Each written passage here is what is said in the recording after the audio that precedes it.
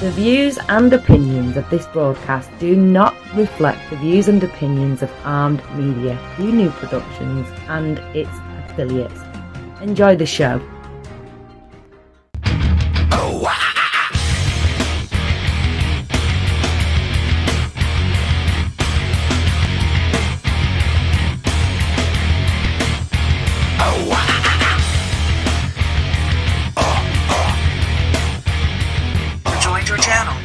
Well, good evening, ladies and gentlemen. Welcome to Sports Insider. My name is Glenn Spillman, your host. How's everybody doing on this fine Friday night?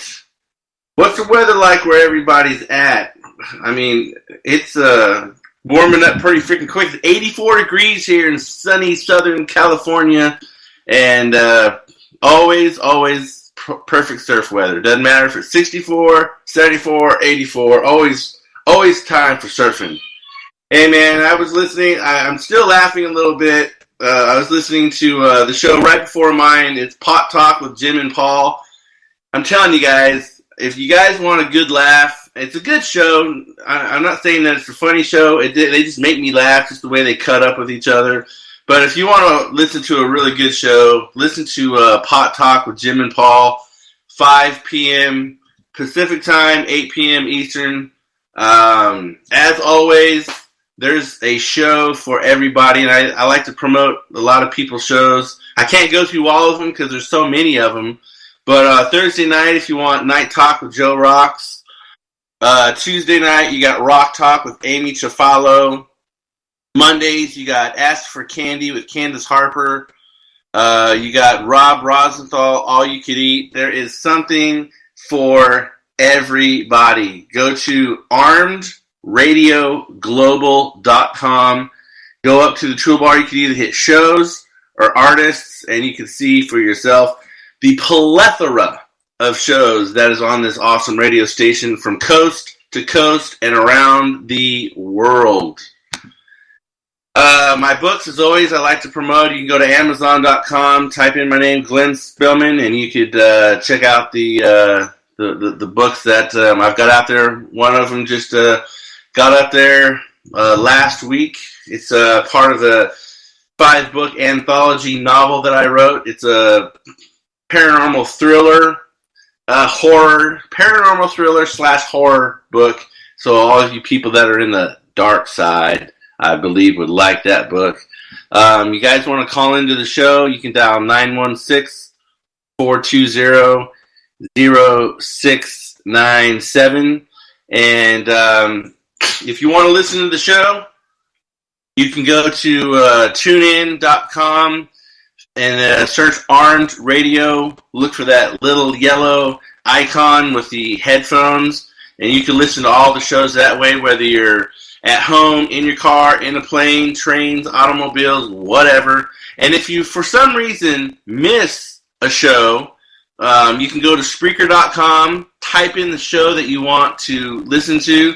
For instance, if you want to listen to Sports Insider, just go to Spreaker.com, type in Sports Insider, and bam, you can get every show that has been up there.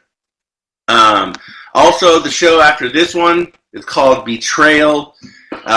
Check that out. Tonight, I believe they're going to be talking about, they're going to be talking about Good Friday.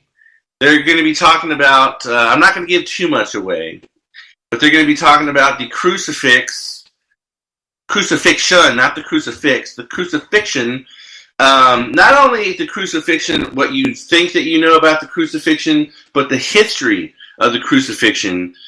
They were crucifying people long before Jesus came around, and it was with the Romans and their sadistic way of thinking. But again, I'm not going to go too much into it, so check it out for yourself. It is Betrayal. It is 10 p.m. Eastern Time, right after Sports Insider, so check that out. And we got some playoff basketball rolling out, so let's go ahead and check out some of those scores. We've got Game 3. You got the Raptors, Magic. Raptors comfortable lead, 83-69. 8:15 left in the fourth quarter. You've got coming up Tonight at 6:30 Pacific time, you've got the Trailblazers and the Oklahoma City Thunder. Portland leads the series 2-0.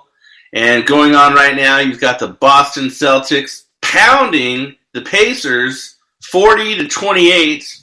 And Boston leads the series 2-0 as well. And for any of you guys that got any money on this game or any of these games, I would wait till the next round to place some serious bets. But as far as tomorrow night's games, if you guys want to bet on tomorrow night's game, for sure, I'd bet the Rockets over the Jazz, the Bucks over the Pistons, depending.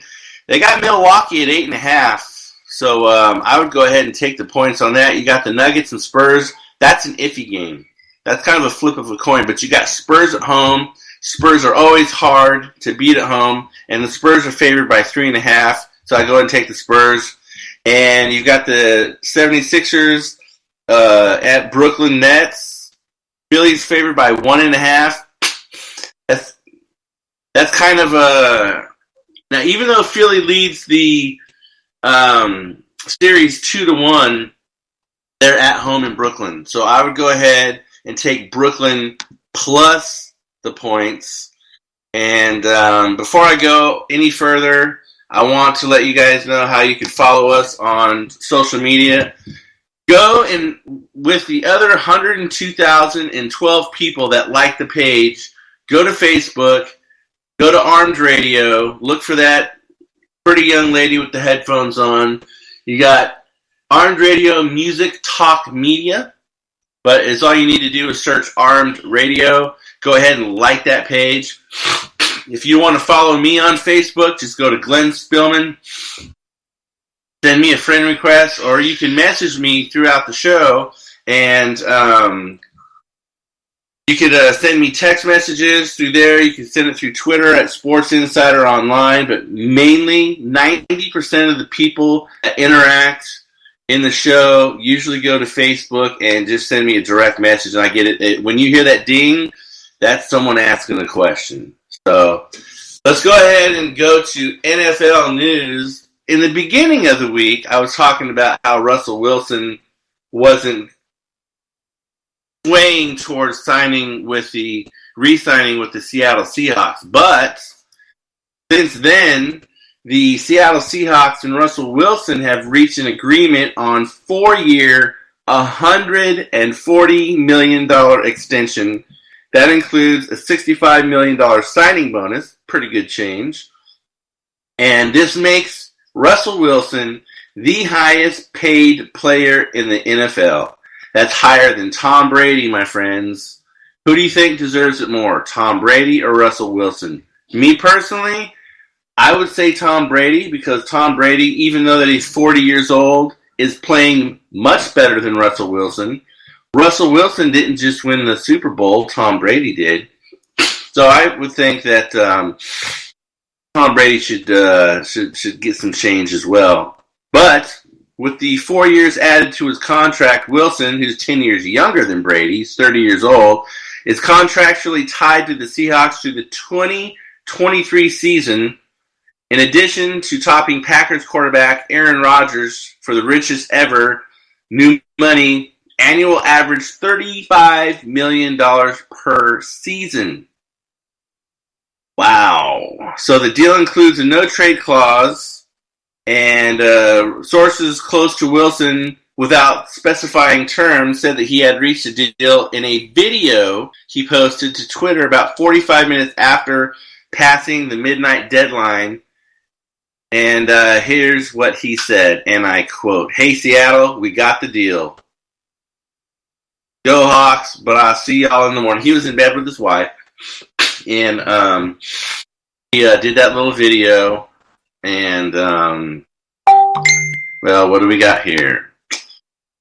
We've got, do we have a question? No, we do not. That was just someone saying hi. Well, hello. Washington. Philadelphia Eagles cornerback Jalen Mills and Washington Wizards forward Devin Robinson were arrested after a fight outside of a nightclub. Washington police said Saturday that Kamira Bilal, program manager for the Metropolitan Police Department, Office of Communications, confirmed in an email to the Associated Press that Mills, named in the police report, is the Eagles player. Both 6', 195-pound Mills and 6'8", 200-pound Robinson were charged with disorderly affray. Well, that's a fancy word. Disorderly affray, which generally refers to fighting in a public place. The two men were involved in a verbal altercation, which escalated into physical altercation on a sidewalk adjacent to the Opera nightclub in the early hours Saturday morning, according to the police report. Robinson was taken to a hospital for treatment. The report said he also, what an idiot, he also lost his job with the Wizards. And the Wizards said in a quote, "We are aware of the incident this morning involving Devin and are disappointed in his actions. We will not extend him qualifying offer for the 2019-2020 season," the Wizards said in a statement. What a freaking moron. Yeah, and this ain't the good old days, guys. This isn't where you can fight, beat each other up, go out kicking and screaming, fighting, spitting blood, mud, and guts in the dirt, and then go back, shake each other's hand and go out and have a beer. No, not in today's sensitive little wussy society. No. What you do is you touch someone the wrong way, you push somebody, they cry like a little bitch, they call the cops, then you get busted for disorderly affray, and then things go down, and it's just freaking stupid. You can't fight today like you used to. You could talk. I mean, hell, you can't even talk hardly these days. You say the wrong thing, then it becomes a terrorist threat or some other kind of threat, and you go to jail for that too. So, no fun, no more. Back still in Washington, the Washington Redskins linebacker Reuben Foster will not be suspended. The NFL announced Friday, but he will be fined the equivalent of 2 game checks. Foster will accept the fine, opting not to appeal the NFL's decision, a source told.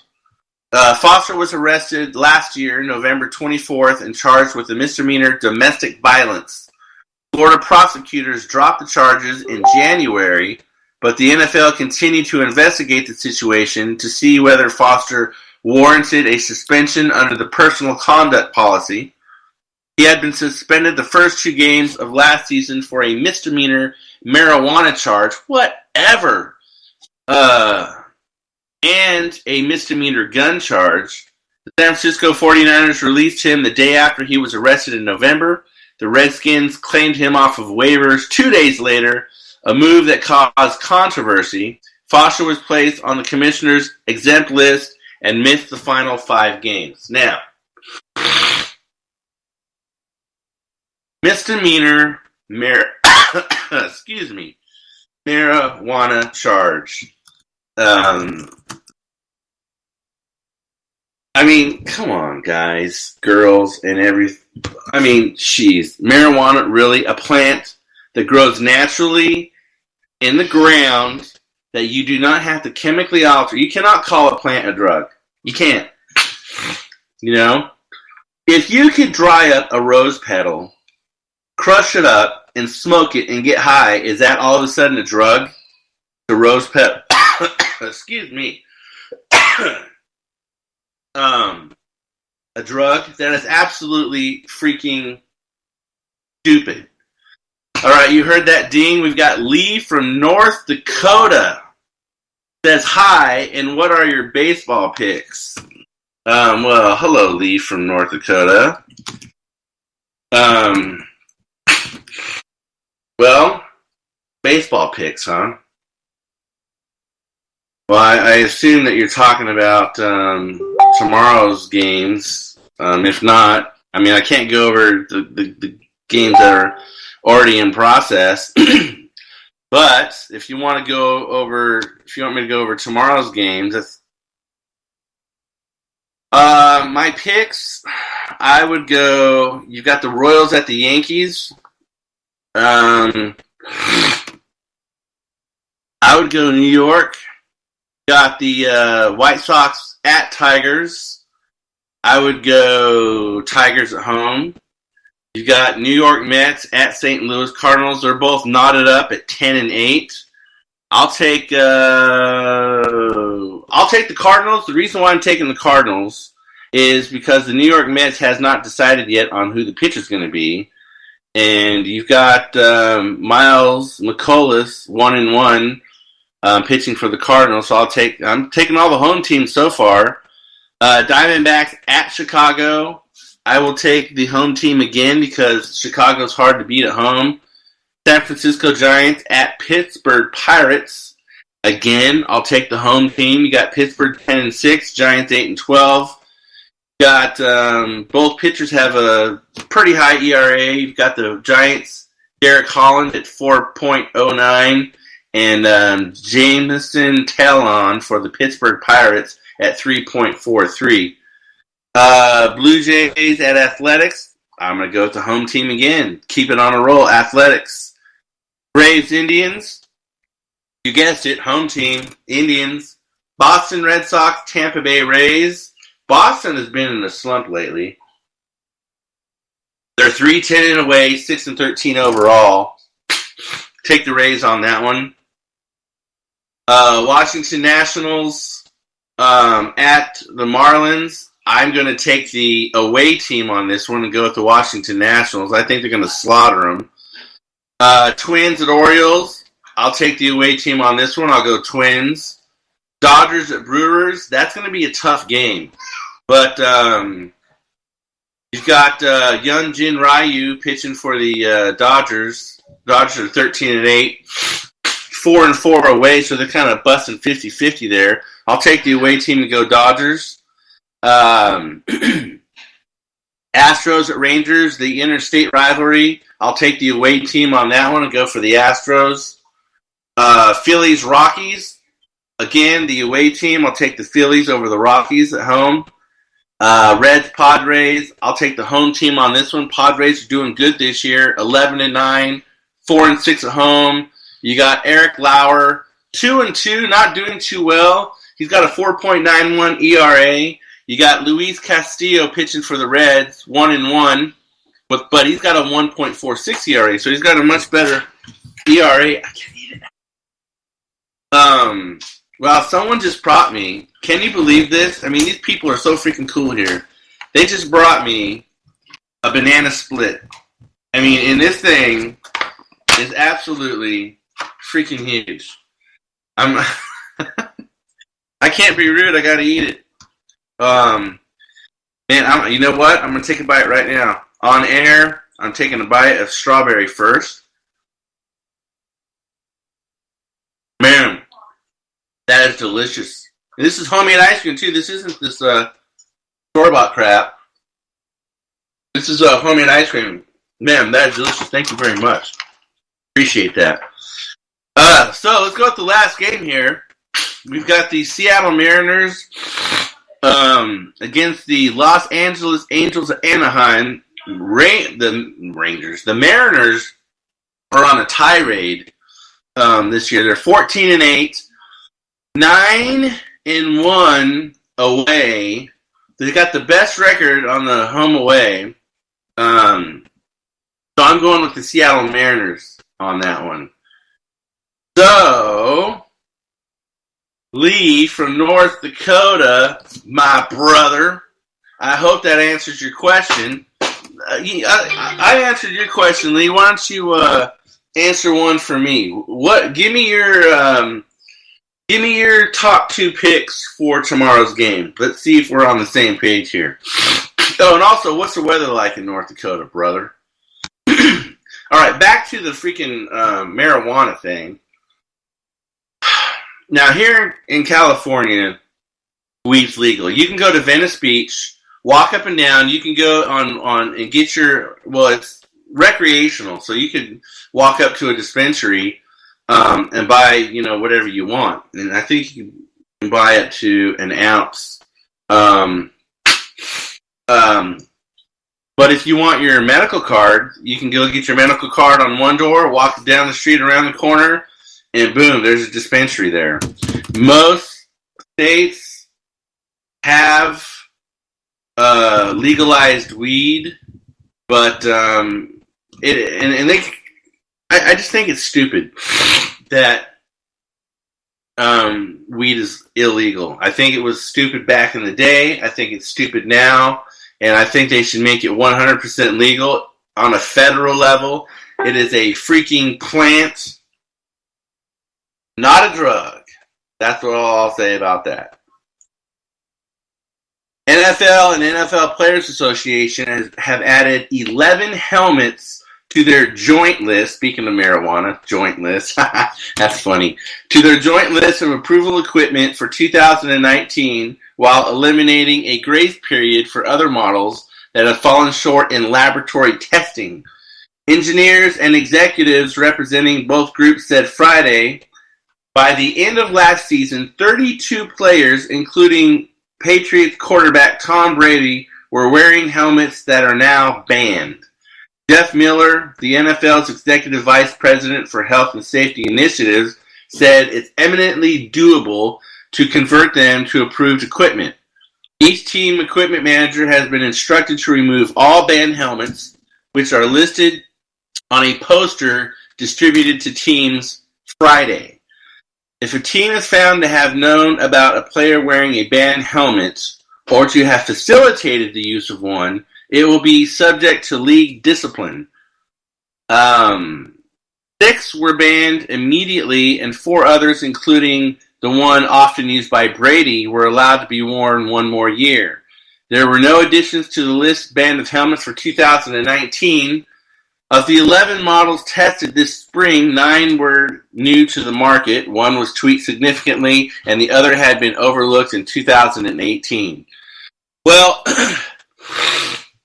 we have sure come a long way from the leather helmets that were used way back in the day. I mean, dude, rugby players don't even use helmets, man. And it's, I mean, if you haven't seen a rugby game, go check it out and see how freaking, how rough those guys play. It's basically like football, but rougher. You know, they've kind of, and I know that they're doing, back then they didn't know the concussion protocol and all that kind of stuff, but I think they're kind of getting a little too sissified, if you will.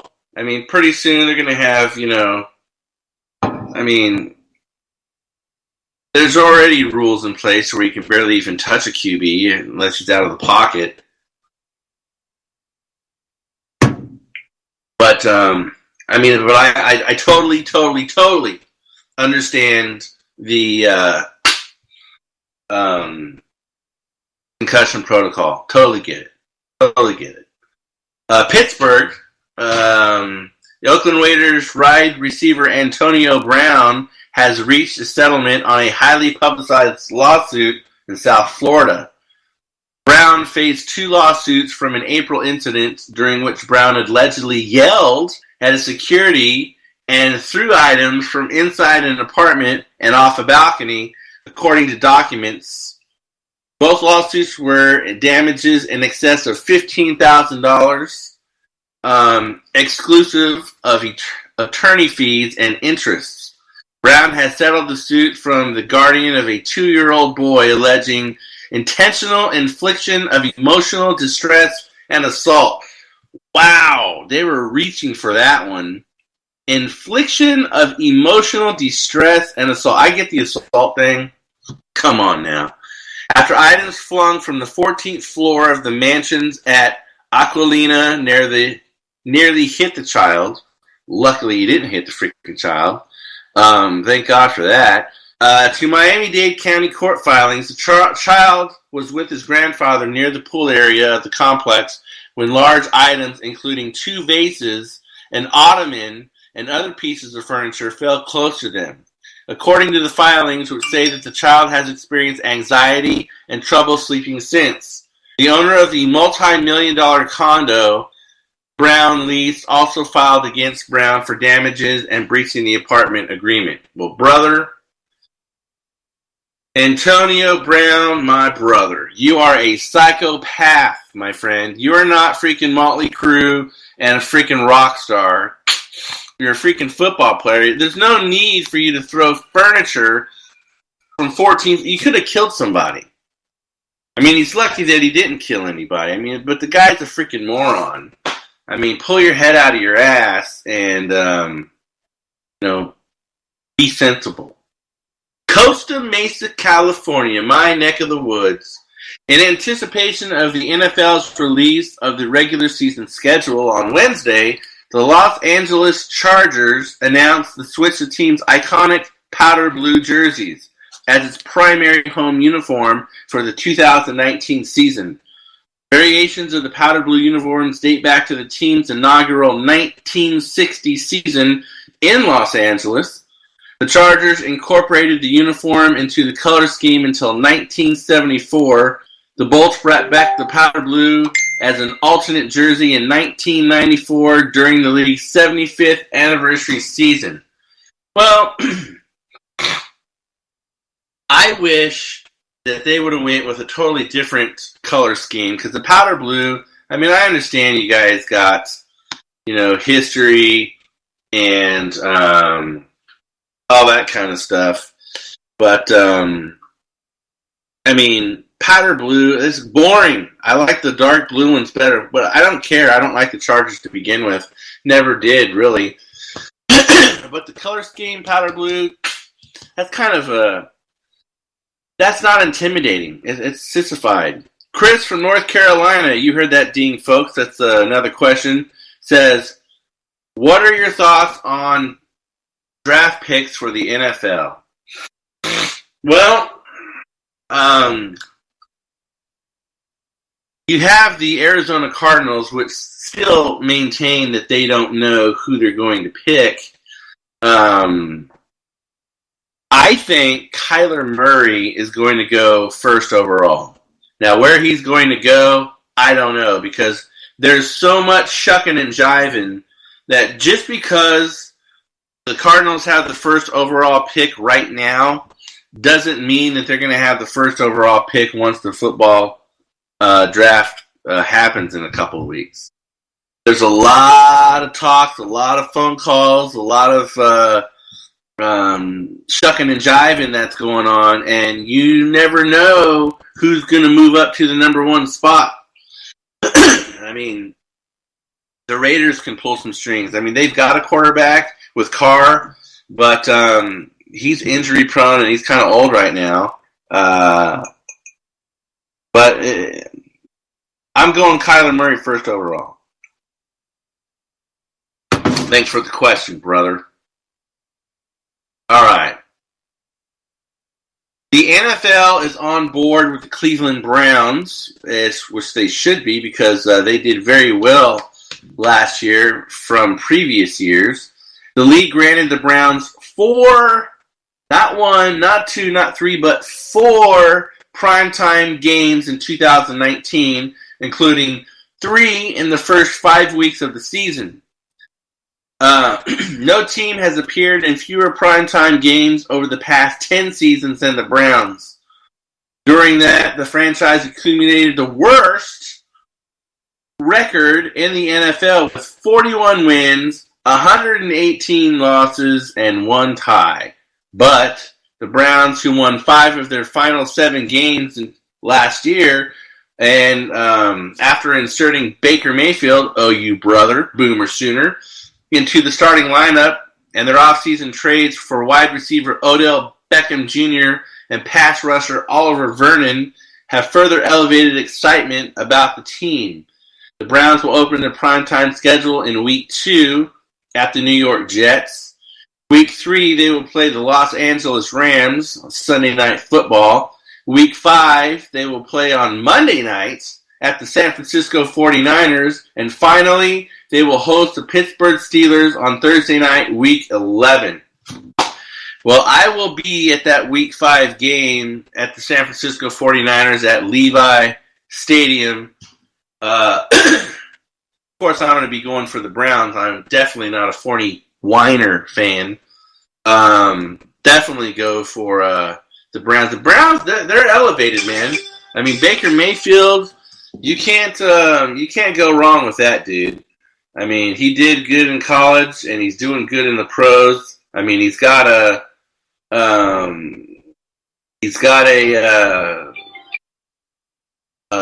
good head on his shoulders, both on and off the field. And we've got a couple of games. That was my notification of a couple of games that just got over. Wow, the Magic came back and cut the lead pretty close with the Raptors. But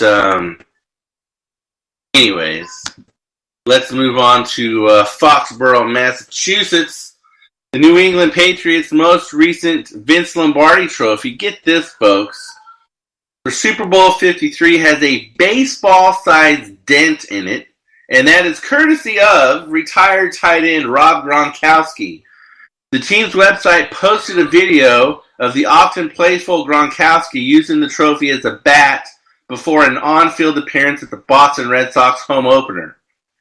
No one thought he would actually follow through with using the trophy as a bat until he squared around, bunt a warm-up pitch by Super Bowl MVP Julian Edelman. That left a dent in the Lombardi trophy the team might fix in the future. But for now, Executive Vice President of Media Relations Stacey James said, and I quote, "We're going to keep the dent and tell the story." What would have happened if any other player other than Gronkowski did that? What do you think would have happened?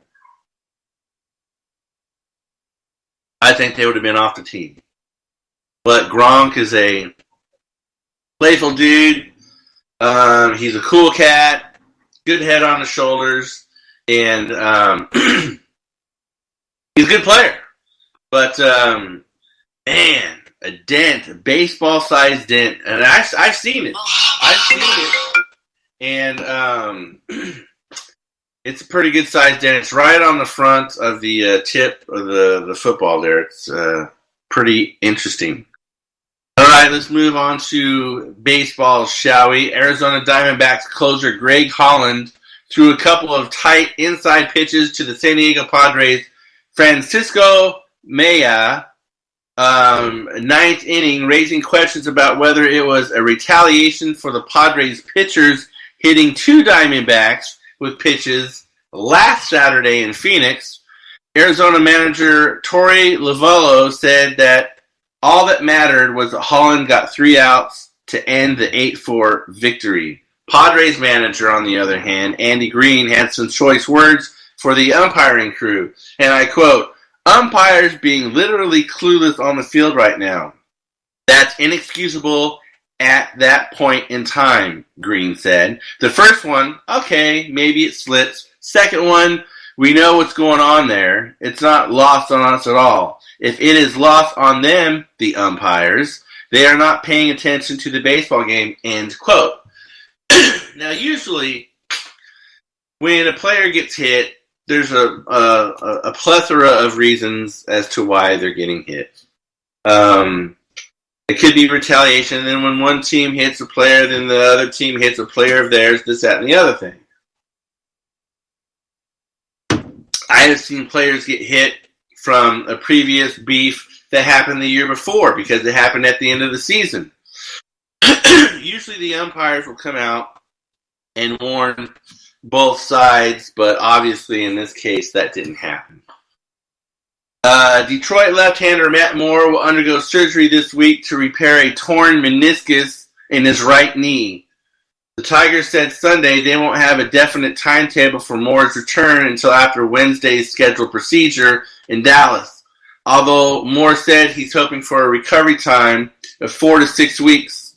Moore hurt the knee on April 6th when he left in the third inning of his start against Kansas City. Since then, he said he's had 2 setbacks. I quote, "I know I have a tear in my meniscus. It's the severity of it that I think little of, a bit unknown right now, end quote. Now, the meniscus it's a little washer, if you will, that is in between the knee and the lower leg, which cushions it and well, basically it cushions it and it helps with movement. So he's got a torn meniscus. I'm sure it hurts. I mean, surgery repair, 4 to 6 weeks. Man, that coffee's good. Can't wait. They just passed me a note. They put my banana split in the freezer. Nice of them. Thank you. So final Raptors 98, Magic 93. Toronto leads the series. All right, so okay, but the Magic came back, folks. I mean, they scored 28 points in the fourth quarter. Raptors only scored 22, and 98 to 93. Wow, close. The Tampa Bay Rays have placed Blake Snell on the 10-day injured list with a broken toe. That sucks. Snell, a reigning American League Cy Young Award winner, suffered a fractured fourth toe in his right foot when he got out of the shower. Got out of the shower and broke his freaking toe. He didn't even do it during a game. Then he attempted to move a large granite item. Really dumb, Snell reports. And he quotes again, it's like a 3-piece set and this pole that came up 2.5 to 3 feet. We went to move it. I lifted it up and I wasn't glued to the pole. The pole came down, crushing down, and blah, blah, blah. Talks about moving a retroactive Sunday. Talks more about how he broke his toe. But anyway, stupid way to break a freaking toe. Valencia, California, the Los Angeles Dodgers. Wow, the fan. The one that I talked about 3 weeks ago that got in a fight. Sued the team on Tuesday, alleging he was roughed up by security guards and broke an ankle during a game last year while trying to use the bathroom. Daniel Atunez, 31, is seeking $2 million in a lawsuit that contends 6 to 10 security guards jumped him during a Dodger Stadium game against Miami Marlins last April 24th. The lawsuit follows criticism of the Dodgers security earlier this month after a man was attacked while leaving a March 29th game. Previously, a 2011 assault drew national attention and led to increased security at the stadium. Atunez's lawsuit said he went to the game with a woman who accidentally spilled a beer on another fan. The irate fan called security and Atunez's friend was asked to leave. According to the negligence and battery lawsuit, Atunez said he accompanied her, but on the way out he tried to use a restroom and was grabbed by security, who had told him to use another restroom much farther away. Cell phone and surveillance video shows a number of security personnel grabbing Atunez while his friend yells, "Hey, he's going to the restroom." Atunez wound up on the ground and ended up with bruises and a fractured ankle. Atunez eventually was handcuffed and taken from the stadium in a wheelchair. Several screws were implanted in Atunez's ankle and to repair the break. Peter Achino says it hurts him when it's cold or when he stands for a long period of time. These are permanent injuries. So that's probably why they're going for the $2 million. San Francisco Giants fan Byron Stowe was assaulted by Dodgers fans in the same lot on March 31st, 2011. His brain was severely damaged and he was left disabled. The assault drew national attention and led to increased security at the stadium. Two fans, Luis Sanchez and Marvin Norwood, ultimately pleaded guilty to beating Stowe and were sent to federal prison. They also were ordered to pay a share of $18 million judgment against the Dodgers. Well, I'm telling you, man. I've been to several games in LA. and I've been to several LA Dodger games and San Francisco Giants games. Those are the worst. You got fans yelling at each other. You got fans fighting each other. Of course, I'm a Dodger fan. I just sit back and watch. Most of the time, I'm in the press box anyway. But I just sit back and watch. I mean, these guys are idiots.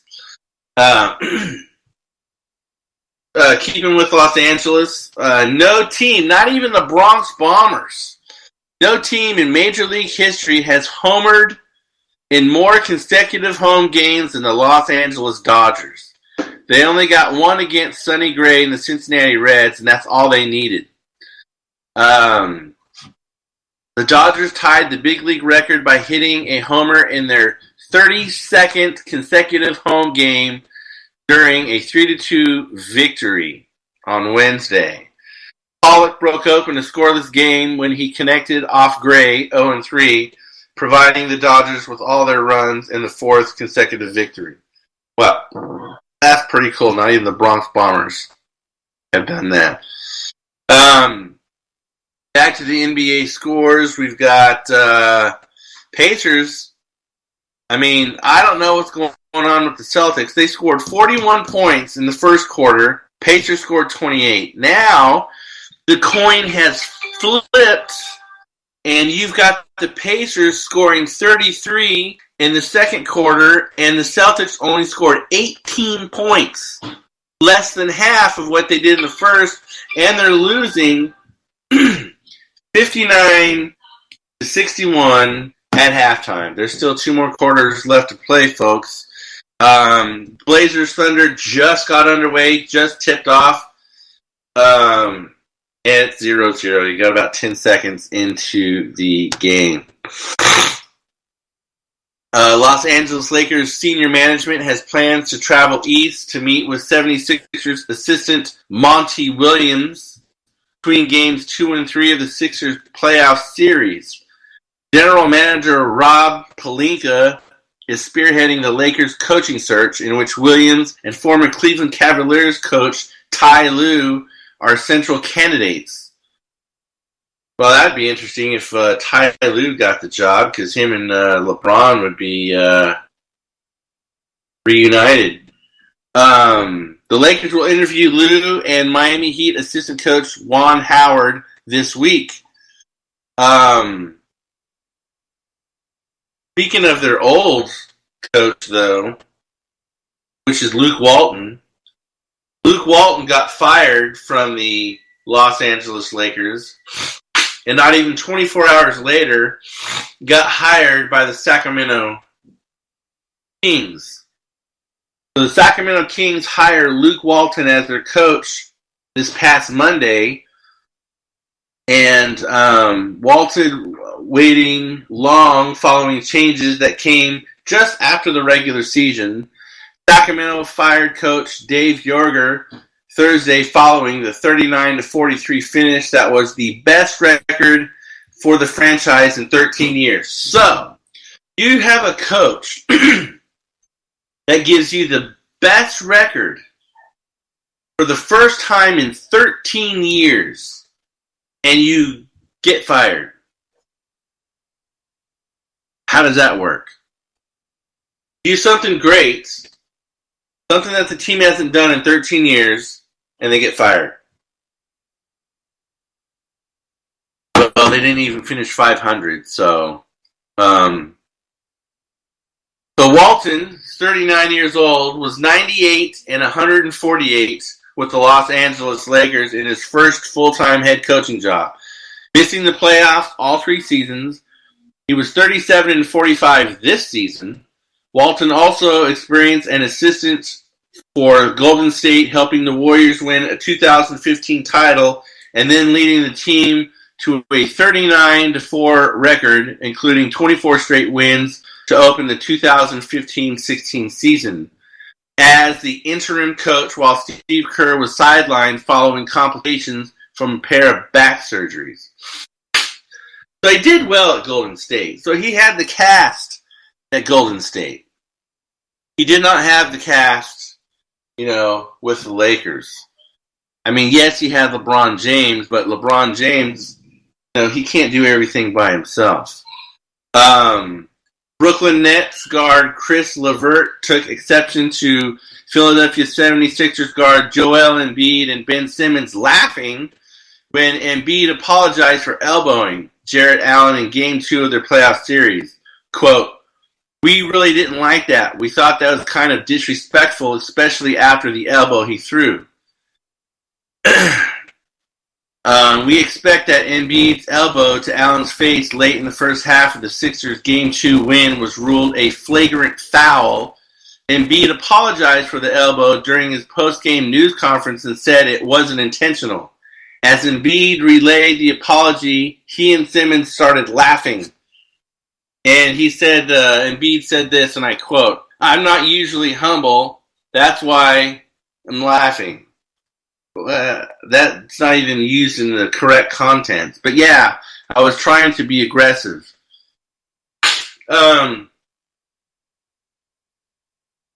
Well, continuing on with the quote, "I just buy him being silly guy. He's a carefree guy, and I don't think he was intentionally going to hit him. But anytime you throw your elbows like that, you put yourself out there." Well, I've seen the replay. I'm not saying that it's intentional, but it sure looked intentional. I heard a ding. See if we have any more. Nope, no more. No more questions. Let's move on to the NCAA. All right, here.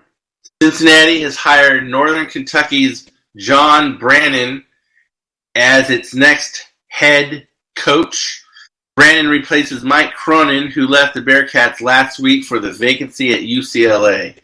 Cronin was Cincinnati's head coach for 13 seasons, leading the Bearcats to the NCAA tournament each of his past 9 seasons he was in charge. We are thrilled to welcome John, his wife Lisa, and their daughters, Jalen and Caitlin, to the Bearcats family, Athletic Director Mike Bond said in a statement.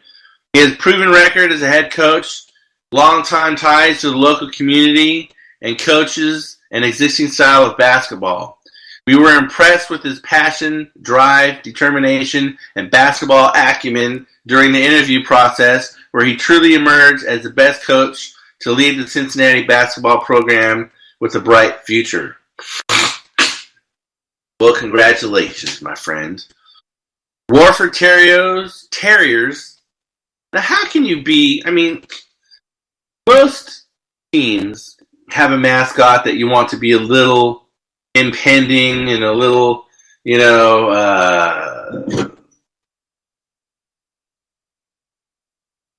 what word am I looking for? Imposing. A terrier.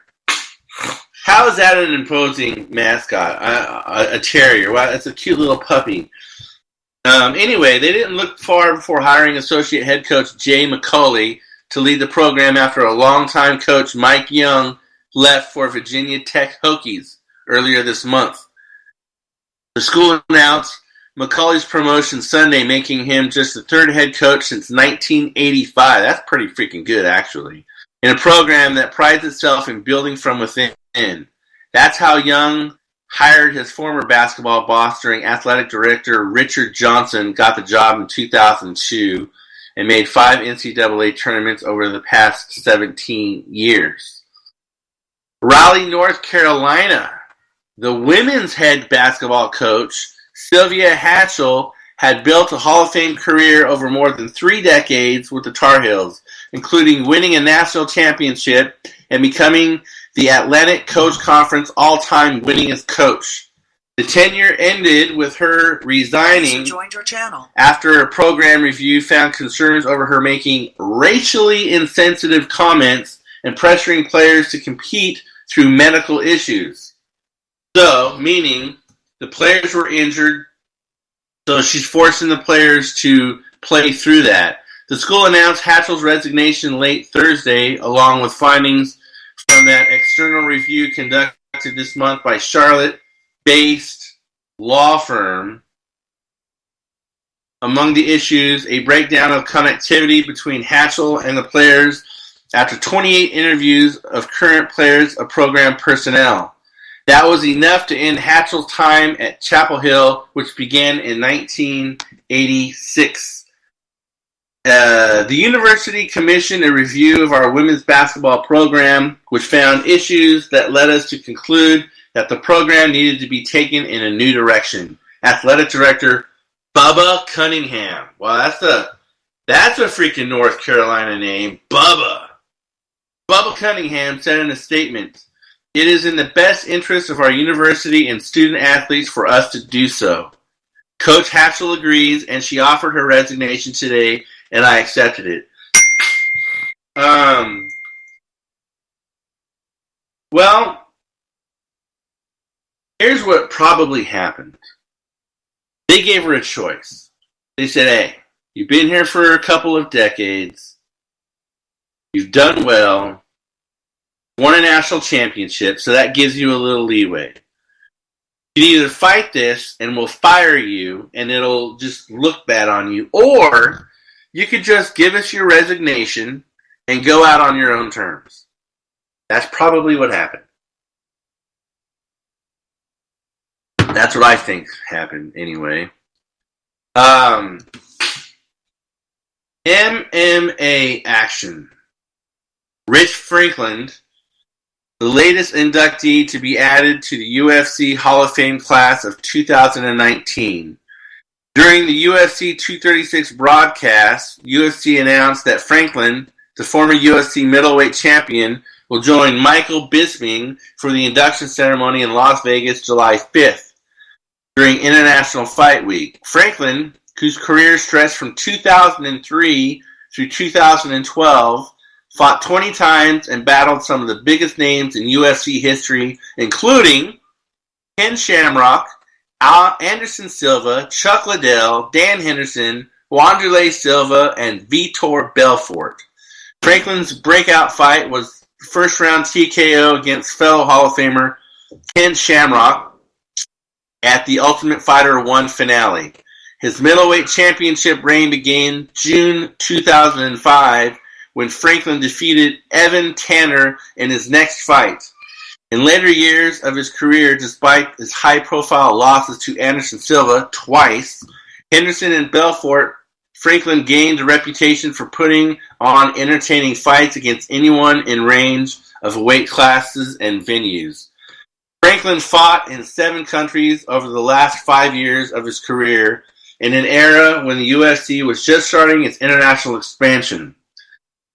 In a quote, "I don't really care about accomplishments as much as I care about being remembered for things like work ethic, the heart that you have to fight, and the passion that I had for the sport, and the sacrifices that I made so that I could pursue something great," Franklin said in a UFC released video celebrating his career.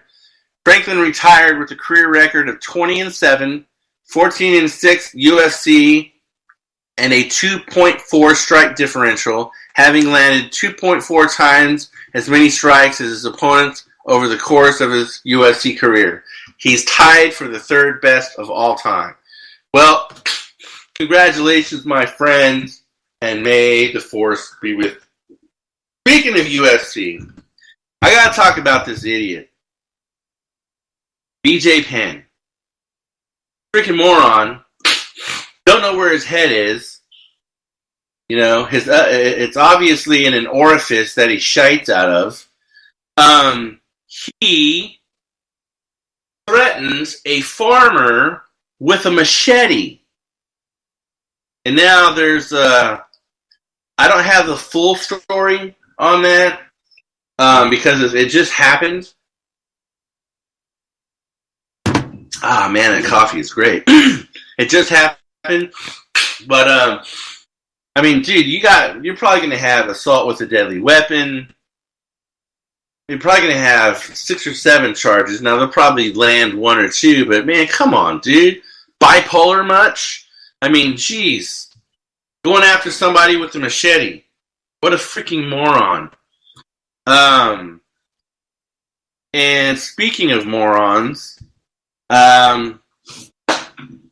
Former UFC bantamweight champion T.J. Dillashaw accepted full responsibility for a 2-year doping suspension on Friday, saying that his team knew nothing about his use of EPO ahead of the flyweight title fight against Henry Cueto in January. Well, you moron, you knew what you were doing. You knew that you were going to get busted at some eventual time. You got your belt stripped from you. That's your freaking problem. Anyway, folks, time flies when you're having fun. Again, follow us on Facebook, Armed Radio. You can also follow me personally on Facebook, Glenn Spillman, and direct message me during shows, questions, comments, anything like that has to do with sports. If you missed this show or any of the other shows, go to Spreaker.com, and then you can type in the search bar, you could just type in Sports Insider or any other show that you missed, and all their shows will pop up. I want to thank everybody for tuning in. Have a good Friday. Go Easter egg hunting tomorrow. Have fun with your kids. Have fun with the family on Easter Sunday. Don't eat too much. Don't drink and drive.